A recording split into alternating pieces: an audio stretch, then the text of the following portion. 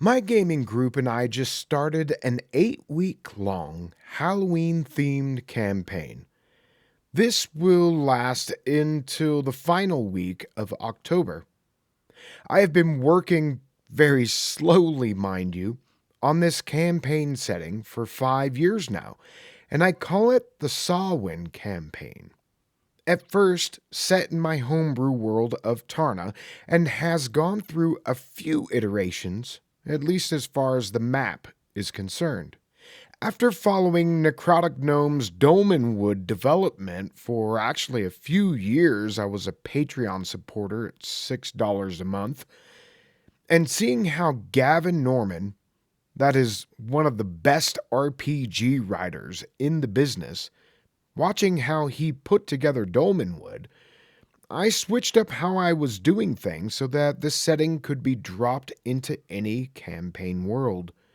A Halloween/autumn flavored setting located in a valley between two mountain ranges called the Sawin Vale. A 60 by 66 mile area that dwells in perpetual autumn and shadow. Undead, witches, vampires, jack-o'-lanterns, and so much more. 13 towns and 13 standing stones dot the landscape, and is by far my favorite place to adventure, and I love sharing all the bits with my players.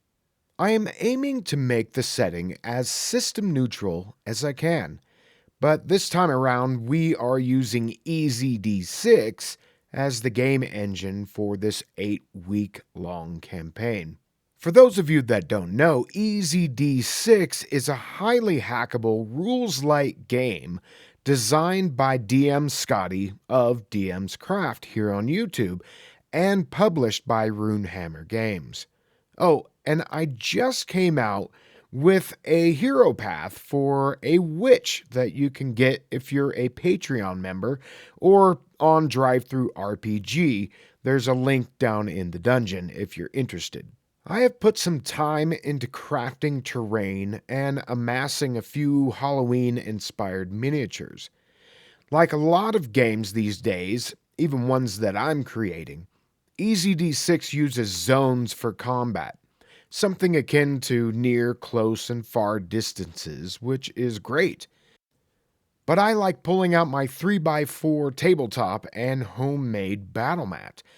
I don't like how grids or squares look at my table, so I have gone with a more war game sort of look where you use measuring devices to count, kind of like D&D 5e sort of distances, such as move 30 feet and do an action, or 60 feet is a sprint or dash movement, etc. I have these dowels that I've measured out and painted that my players use to calculate distances because I'm not really into having, well, a tape measure at the table. It sort of takes me out of the fantasy. At any rate, a couple of months back, there was a scenario where we were playing AD&D 2nd Edition and the party was fighting a dragon. But there was fog that was obscuring their view. The combat got a little wonky, and a little alcohol may have been a catalyst for some, well, let's just say, heated debate.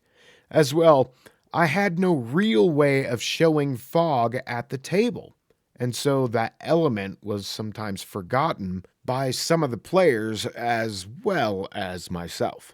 They were playing their characters very well, mind you. Most remembered the fog, but because the fog was not represented at the table, there was no real way of knowing where lines of sight might open up from round to round. It was almost a TPK after 3 of the 4 characters died. Last game session, we had a very similar scenario, where on the battlefield there was a bunch of fog, and this was the first game of the Sawin campaign, so there was a little minor PTSD going on from our heated debates prior. I was nervous, and then I remembered one of my Patreon members the Pale Emperor had made these really cool spot fire terrain pieces that had mothballs or cotton filling stretched out to look like smoke. I'm sure a ton of other people have done what I decided to do, but don't remember seeing it.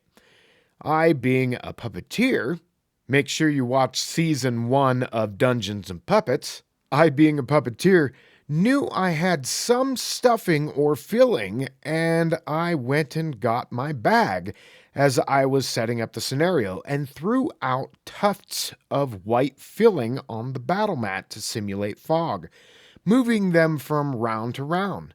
Man, what a difference!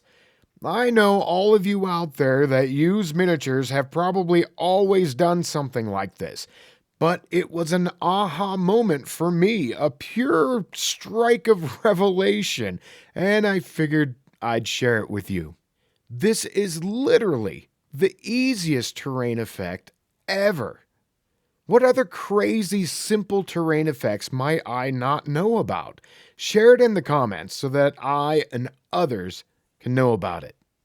If you are interested in supporting the development of the Samhain campaign book, you can become a Patreon member. Also, if you sign up as a Red Hand tier patron or above, I'll send you out an Agranak cult patch. All right, everyone. Thanks for stopping by Agranak Studios today, and we'll see you on the next one. Later!